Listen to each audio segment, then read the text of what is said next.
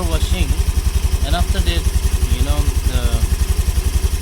I was not able to start the bike, the scooty.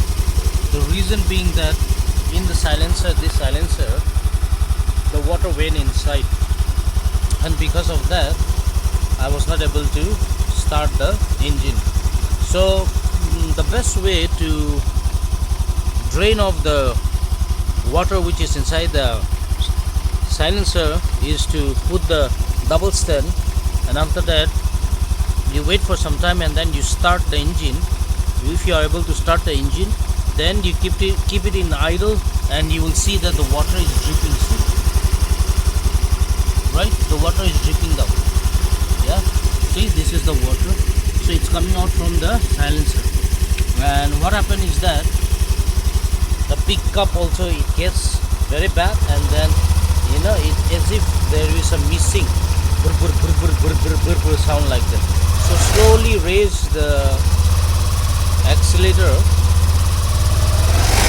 and then let it dry, let the water dry, and let the water come out from the silencer. There is a small hole that comes out from the